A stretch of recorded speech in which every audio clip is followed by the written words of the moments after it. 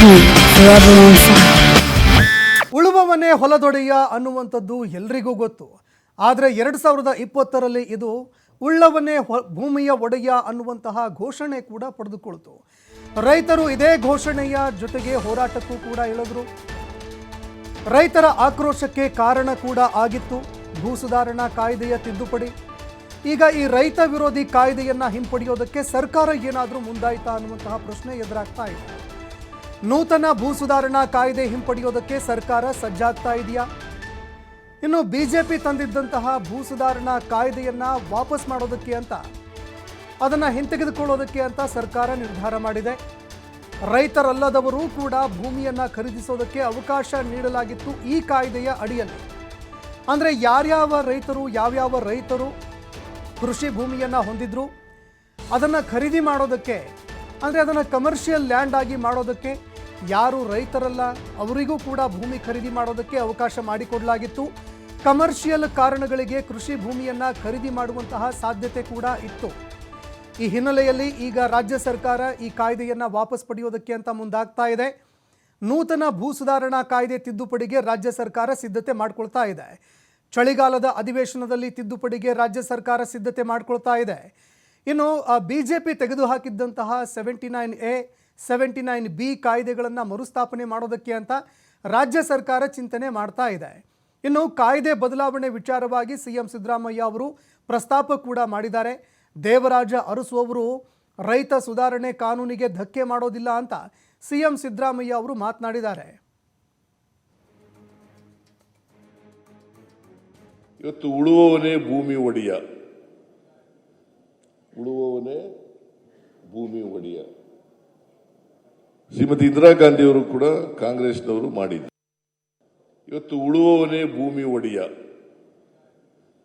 ಉಳುವವನೇ ಭೂಮಿ ಒಡೆಯ. ಶ್ರೀಮತಿ ಇಂದಿರಾ ಗಾಂಧಿಯವರು ಕೂಡ ಕಾಂಗ್ರೆಸ್ನವರು ಮಾಡಿದ್ರು. ಲ್ಯಾಂಡ್ ರಿಫಾರ್ಮ್ಸ್ ಆಕ್ಟ್ ತಿದ್ದುಪಡಿ ತಗೊಂಡ್ಬಂದಿದ್ರು. ದೇವರಾಜ ಅರಸನವರು ತಿದ್ದುಪಡಿ ಮಾಡಿ, ಯಾಕೆಂದ್ರೆ ಜಮೀನ್ದಾರರಿಂದ ಶೋಷಣೆ ಆಯ್ತಾ ಇತ್ತು ಗುತ್ತಿಗೆದಾರರಿಗೆ. ಅದನ್ನು ತಪ್ಪಿಸ್ಲಿಕ್ಕೋಸ್ಕರವಾಗಿ ಲ್ಯಾಂಡ್ ರಿಫಾರ್ಮ್ಸ್ ಆಕ್ಟ್ ಅನ್ನು ತಿದ್ದುಪಡಿ ಮಾಡಿದ್ರು ಕರ್ನಾಟಕದಲ್ಲಿ.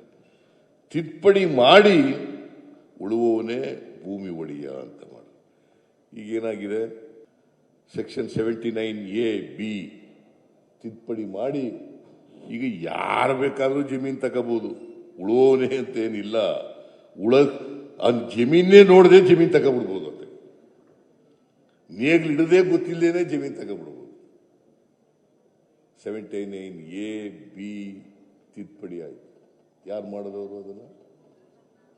ಯಾರು ಪಟ್ಟಭದ್ರ ಹಿತಾಸಕ್ತರಿದಾರಲ್ಲ, ಯಾರು ಸಮಾಜದಲ್ಲಿ ಬದಲಾವಣೆ ಆಗಬೇಕು ಅಂತ ಮಾಡಬಾರದು ಅಂತ ಇದ್ದಾರಲ್ಲ, ಅವ್ರು ಮಾಡಿರೋ ಕೆಲಸ. ನಾವು ಸುಮ್ಮನೆ ಇದ್ದೀವಿ. ನಾವು ಇದನ್ನೆಲ್ಲ ಗಂಭೀರವಾಗಿ ಚರ್ಚೆ ಮಾಡಬೇಕಾಗ್ತದೆ. ನಾನು ಸ್ವಲ್ಪ ಅಪ್ಪರ್ ಹೌಸ್ನಲ್ಲಿ ಮೆಜಾರಿಟಿ ಬರಲಿ ಅಂತ ಕಾಯ್ತಾ ಇದ್ದೀನಿ. ನಾನು ಬಂದ ಮೇಲೆ ಡೆಫಿನೆಟ್ ಆಗಿ ಈ 79A B ಏನು ತಿದ್ದುಪಡಿ ಮಾಡಿದ್ದಾರೆ ಅದನ್ನು ಮತ್ತೆ ರೆಸ್ಟೋರ್ ಮಾಡ್ತಕ್ಕಂಥ ಕೆಲಸವನ್ನು ಮಾಡಬೇಕು. ಇವತ್ತು ಉಳುವವನೇ ಭೂಮಿ ಒಡೆಯ, ಉಳುವವನೇ ಭೂಮಿ ಒಡೆಯ. ಶ್ರೀಮತಿ ಇಂದಿರಾ ಗಾಂಧಿಯವರು ಕೂಡ ಕಾಂಗ್ರೆಸ್ನವರು ಮಾಡಿದ್ರು. ಲ್ಯಾಂಡ್ ರಿಫಾರ್ಮ್ಸ್ ಆಕ್ಟ್ ತಿದ್ದುಪಡಿ ತಗೊಂಡ್ಬಂದಿದ್ರು. ದೇವರಾಜ ಅರಸನವರು ತಿದ್ದುಪಡಿ ಮಾಡಿ, ಯಾಕೆಂದ್ರೆ ಜಮೀನ್ದಾರರಿಂದ ಶೋಷಣೆ ಆಯ್ತಾ ಇತ್ತು ಗುತ್ತಿಗೆದಾರರಿಗೆ. ಅದನ್ನು ತಪ್ಪಿಸ್ಲಿಕ್ಕೋಸ್ಕರವಾಗಿ ಲ್ಯಾಂಡ್ ರಿಫಾರ್ಮ್ಸ್ ಆಕ್ಟ್ ಅನ್ನು ತಿದ್ದುಪಡಿ ಮಾಡಿದ್ರು ಕರ್ನಾಟಕದಲ್ಲಿ. ತಿದ್ದುಪಡಿ ಮಾಡಿ